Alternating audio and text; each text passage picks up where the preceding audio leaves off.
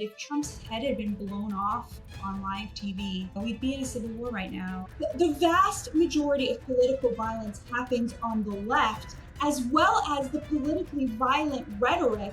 And that politically violent rhetoric is against a very heavily armed other side that never takes up arms against the people calling them violent. Hello, I'm Fraser Myers, Deputy Editor of Spiked. Just a few days before we recorded this, President Donald Trump survived an assassination attempt at a rally in Pennsylvania.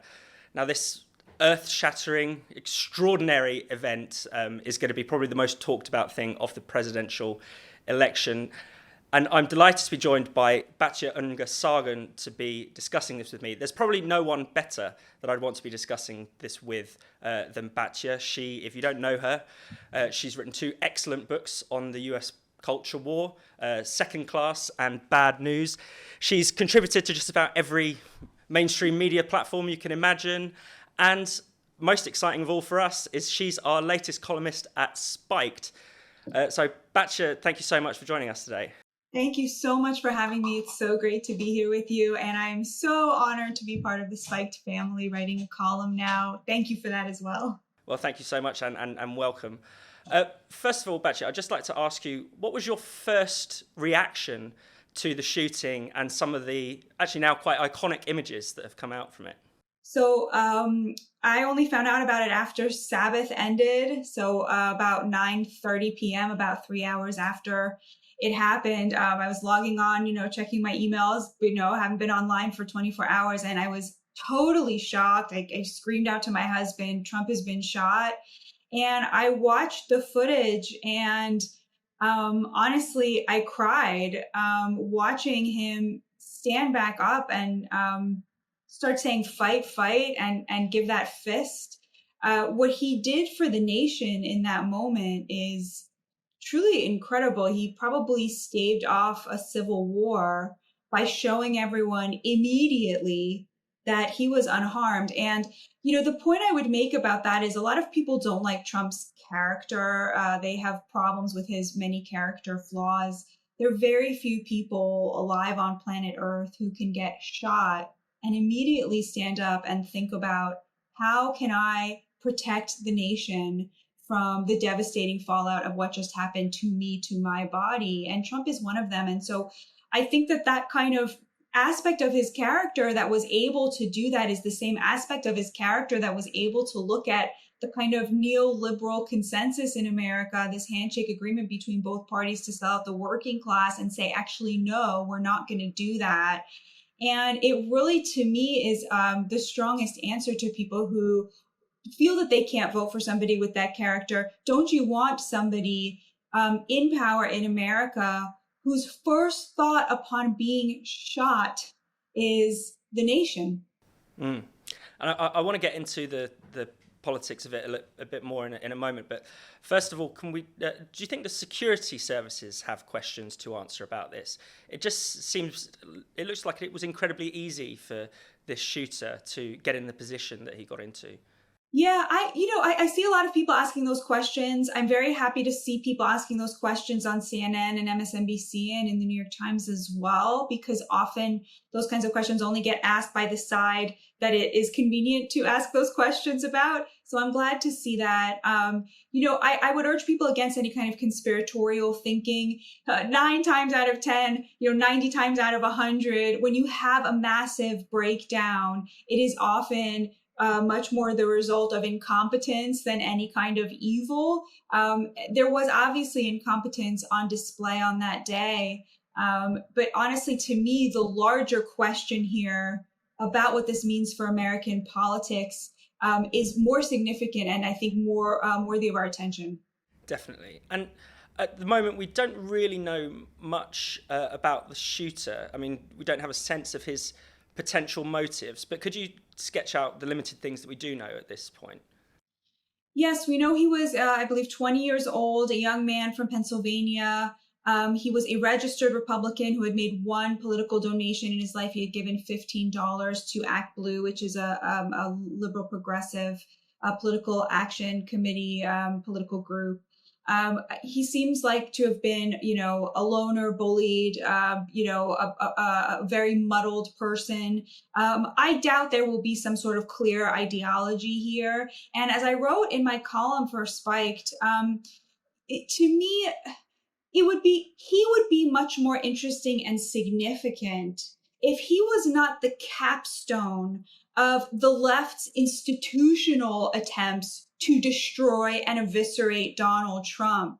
If he had simply come out of nowhere in a fair race where, the institutions were acting, as they should be, as nonpartisans in a presidential election in the United States, it would matter a lot more what his motive is. But to me, as I wrote in Spiked, he is the capstone on the left's attempt to destroy Donald Trump. And as such, he's less significant than that image of Donald Trump rising up afterwards and rallying the nation and saying, fight, fight, and now committing to unifying this country. This shooting came after 2 impeachments, Russiagate hoax, endless hoaxes about Donald Trump, endless attempts to get him off the ballot, to get him put in prison, 91 indictments over nonsense, garbage issues that everybody knows is nonsense and garbage. And so when you see it in that light, his ability to overcome this symbolic attempt on his life, this very literal attempt on his life, to me echoes very much the symbolic attempts to destroy him that this really seems to have put a cap on. Yeah, I wanted to sort of continue down that path, actually, because, of course, we shouldn't blame the Democrats. I mean, there's been some unedifying attempts to say Joe Biden is somehow responsible because people are pulling out this quote saying he said put a bullseye on Trump. Of course, that isn't right, and no individual or even the Democratic Party can be held responsible. Yet there is also this demonization, this vilification of Trump that has gone to such hysterical lengths. I mean, I'm particularly thinking about the way that Trump is constantly compared to Hitler, constantly derided as a fascist. That is sort of that's on another level, isn't it, almost? Yeah, I mean, I agree with you. I don't know that the bar for, incitement to violence in a legal sense has been met. Probably it hasn't been met. We have a First Amendment in America. We really believe people should be allowed to say pretty much anything except calling to kill somebody, which nobody has done. A few people have done, but very few people, certainly not Joe Biden. The rhetoric has been totally over the top, the demonization of Trump as a Hitler and his followers as racist, violent, politically violent deplorables. This has been our constant in the United States for the last 10 years. And the point I want to make, Fraser, is this. We have 2 sides in America. We have one side that is heavily armed thanks to the Second Amendment. And then we have another side which engages in the vast majority of the political violence in America, whether it's through Antifa or through pro-Palestine, pro-Hamas protests, whether it's the riots after George Floyd, right? The vast majority of political violence happens on the left, as well as the politically violent rhetoric. And that politically violent rhetoric is against a very heavily armed other side that never takes up arms against the people calling them violent. That is the point that it is so important for us to make here, that the left, when it smears the right as politically violent, it is doing so with the understanding that the right will simply take those accusations with enormous forbearance, because they do not take up arms. There has not been a single riot since Donald Trump was shot. There has not been a single act of political violence from the right in retaliation. And do you think, Batya, that this, the political violence you're talking about, is it becoming more normalised? Because it feels like sometimes, we'll hear that people making excuses, even quite high-profile politicians maybe making excuses for rioting, mainstream media sometimes victim blaming Trump for him creating the conditions supposedly for the assassination. Is violence becoming more normalized in American politics, in your view? I mean, certainly on the left it is.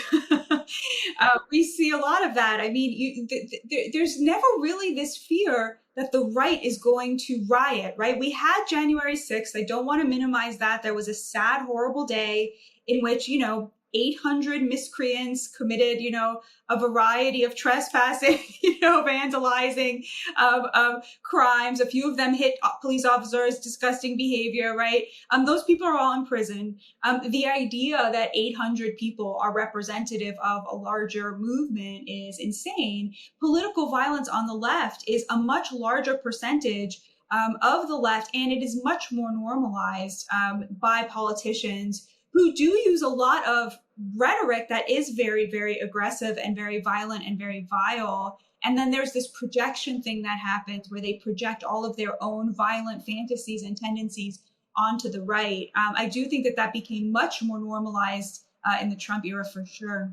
Yeah, definitely. It's almost as if when Trump is built up to be something so evil, the embodiment of the next Third Reich, literally Hitler. You do something.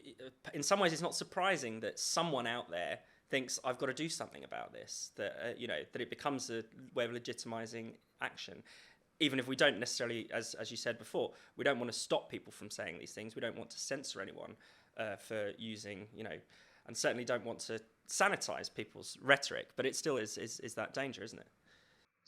Absolutely, and I think that this happened because you had kind of on the Democrat side, when you had this sort of Obama administration, they really had this mentality of, if you don't agree with me, you're stupid, right? There was this worship of high IQ, credentialism, fancy degrees from fancy, Ivy League universities. Obama surrounded himself exclusively with people with these fancy degrees. And there was this obsession with we are the smart set, we're the smarty pants people, and you should listen to us and we should rule because we're smarter, right? That was the kind of the character of the Obama administration. Now, of course, when you have Joe Biden as an opponent, it's a little bit harder to make that argument. Nothing against Joe Biden. It's just rhetorically, he is so compromised by his age that contrast is no longer very apt, which of course is why Obama and his whole crew are now turning on him, because Joe Biden destroyed the fiction that the left and the Democrats were the smart set, right? But as a result, in running against Donald Trump, they couldn't use he is stupid and we are smart and therefore vote for us. And so they had to revert to he is evil, he is Hitler, because they literally have nothing else to run on when you look at what polling shows the American people want. Actually, Batya, that brings me on to my next question which is about the election. What does it mean for the election? A lot of people have said, particularly just seeing that iconic image, this has really sealed the deal for Trump. Honestly, I think it's going to be a lot more close than people think. I think he's going to get a kind of post-assassination attempt bump, but it will normalize. A lot of people really don't like him, especially people who are part of the credentialed elites, the top 20% or what have you, the top 30% who have a college degree in America. These people really, really don't like him. And I don't know that this would have changed much for them. The taboo of admitting that you like him, I think, is now pretty much gone. But that doesn't mean that there aren't still people who hold his personality against him. And so I think it will be closer than before. What you will see now is it'll no longer be possible to talk about swapping him out. I mean, the idea of putting, Kamala Harris on the ticket only for her to lose by 20 points. I mean, it's very hard to think of who would want to do that, take on that assignment. And so I think they are really stuck with Biden at this point, which I think is good because he won 14 million elections in votes in a primary. You can't just do a coup and get rid of somebody. So it does seem like he will be on the ticket. And what I am hoping to see is Donald Trump not just having the unity agenda, which he has had throughout the campaign, but actually embracing a very unifying language, which he has committed to doing, at least at the RNC, because he is a unity candidate. He does have vast support for just the policies. And if he could rhetorically reflect that and reveal to the American people, even those who have not been exposed to it, that he is a consensus candidate, I think he could start to see the kind of support that his policies really deserve. And we know that part of Trump's character is when he feels the love, he shows it back. I mean, a lot of his sort of darkest verbal tics come out when he feels like he's being unfairly attacked, which he is all the time. And I'm not saying he shouldn't rise above, but he is unfairly attacked all the time. And I think in this moment where he's feeling a lot of the love, and already before when he was feeling a lot of love from Black men, Hispanic voters, working class people of all races, it brings out a different side of him. And I'm hoping that that will really carry the day at the RNC, not because I want the Republicans to win necessarily, but because I think that would be very healthy for the nation. You mentioned there that you were talking about Trump as a kind of unity candidate. That will strike a lot of people as an unusual thing to say. He's seen as a very divisive figure above all, rather than unifying. What makes you talk about him in that way? If you look just at the policy agenda, Donald Trump always chooses policies that have about 60 to 70% support among the Americans, at least. So, for example, on abortion, he believes abortion should be legal up until 15 weeks. That is, about 80% of Americans agree with that. And in fact, he took the historic step of taking pro-life language out of the GOP platform for 2024. That hasn't happened in 40 years. And so in remaking the GOP in his image, he's taking much more popular positions. You look at him on unions. Donald Trump is courting unions. He's extremely pro-union for a Republican, but for anybody as well. He's been actively courting union voters. His stance on immigration may strike people in the elites as very extreme, but 63% of Americans want mass deportations of illegal immigrants. It is the number one issue for the American voter, and Donald Trump represents where most Americans are at. He represents where most Americans are at on trade, on trans issues, on LGBTQ issues. He's pro-gay and very wary of the trans agenda. That is where the vast majority of Americans are at. They are extremely pro-gay, and they really do not want trans athletes on women's sports teams or in women's bathrooms, or to have people talking about sex to their children in school. That is where Donald Trump is at. I mean, he took the anti-gay marriage language out of the GOP platform. And so on all of these issues, the majority of the issues that Americans think about, these are the ones that Donald Trump is thinking about as an average American. He is right dead center on every single issue. And finally, Batya, this shocking act of political violence has exposed something quite wrong, possibly quite broken in American political culture. It feels like new low or new high of the division and sort of hate that Americans are maybe feeling for each other. Do you think at this moment, we might be able to pull together, or do you think it's actually going to set us down a darker path, possibly? Oh, I think we're definitely pulling together. The fact that there has been no retaliation, no violence on the right. Trump has obviously gotten a huge emotional boost out of this. He seems elated in the way that someone who has been very obviously touched by the hand of God is often. And it's very unifying. It's really, it's just the near, of course, tragically, somebody did lose his life. But if Trump's head had been blown off on live TV, we'd be in a civil war right now. And seeing a near miss like that, it brings out, I think, the best in us. And there's very little taking responsibility on the left that I've seen, and people are rankling at that. When President Biden calls for unifying and then lists only acts, that he considers to be bad from the right, when it is the left that is responsible for this, that will ring very hollow to people. But I don't think there is any energy for seeing this. I think people feel horrified and shocked, and I do think it will bring us together.